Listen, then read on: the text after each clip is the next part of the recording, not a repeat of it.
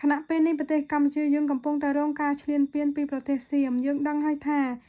សៀមពិតជាមានបំណងយាយីឬក៏រំលោភបំពានលើទឹកដីប្រទេសកម្ពុជាយើងជាកូនខ្មែរយើងមានចិត្តឈឺចាប់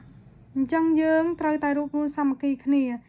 ពីដូនតាយើងមកគឺលោកមិនសល់ទុកនៅពាក្យស្លោកជាច្រើនសាមគ្គីរស់បែកបាក់សាមគ្គីស្លាប់ដូច្នេះការសាមគ្គីគ្នានេះសំដៅទៅដល់ការរួមកម្លាំងគ្នាទាំងចិត្តទាំងកាយការរួមកម្លាំងគ្នានេះគឺយើងត្រូវធ្វើទិសដៅរួមគ្នាគោលបំណងរួមគ្នាគឺធ្វើបែបណាដើម្បីឲ្យសម្រេចនូវគោលបំណងរួមដើម្បីប្រទេសជាតិរបស់យើងទទួលបាននូវសុវត្ថិភាពសុខសន្តិភាពឡើងវិញជាក់ស្ដែងជនខ្មែរយើងបានចូលរួមជួយឧបត្ថម្ភទៅដល់ជនភៀសសឹកទៅដល់វរៈកងទ័ពជាច្រើនទាំងកងទ័ពដែលបានពលីជីវិតឬក៏នៅសមរភូមិមុខយើងជួយពួកគាត់តាមលទ្ធភាពជាក់ស្ដែងមិនត្រឹមតែប៉ុណ្ណោះគឺយើងអាចផ្ដល់ព័ត៌មានទៅដល់បរទេសឲ្យគេមើលមកឃើញប្រទេសយើងជាប្រជាជនស្មោះត្រង់ជាប្រជាជនដែលគោរពស្រឡាញ់នៅសន្តិភាពត្រូវការសន្តិភាពជាកត្តាធំបំផុតសម្រាប់ប្រទេសកម្ពុជាយើងឲ្យគេមើលមកឃើញយើងជាប្រជាជនដែលរួបរวมសាមគ្គីគ្នាពិតប្រាកដមែនគឺយើងត្រូវប្រើប្រាស់ពាក្យសម្ដីដោយសមរម្យចេះគោរពប្រទេសដទៃគេមិនអាចមកវាយតម្លៃយើងថាយើងអាក្រក់ទេបើសិនជាយើងចេះប្រើពាក្យសម្ដីសមរម្យនៅលើបណ្ដាញសង្គម Facebook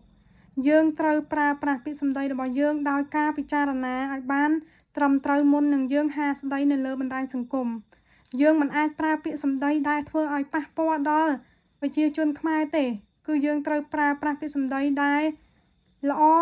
នាំឲ្យមានសុខសុវត្ថិភាពទៅដល់កងទ័ពទៅដល់ជនភៀសសឹកក៏ដូចជាប្រជាជនទូទាំងប្រទេសកម្ពុជាយើងមិនអាចប្រើពាក្យសម្ដីដែលបង្ហាញទិសដៅរបស់កងទ័ពបង្ហាញទិសដៅជនភៀសសឹកនោះទេយើងត្រូវតែ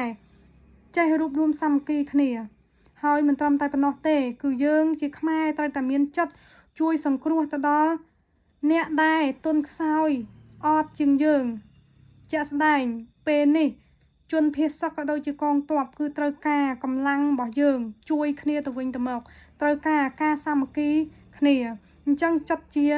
កូនខ្មែរយើងត្រូវតែជួយគ្នាឲ្យអស់ពីចិត្តពីថ្លើម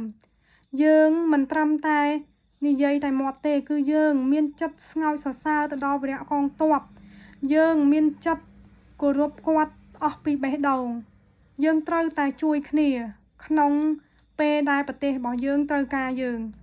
ងមិនអាចរត់ចោលកងទ័ពយើងមិនអាចរត់ចោលប្រជាជនដែលនៅជាយដែននោះទេយើងជួយគាត់អបអរសាទរគាត់ទាំងអស់គ្នា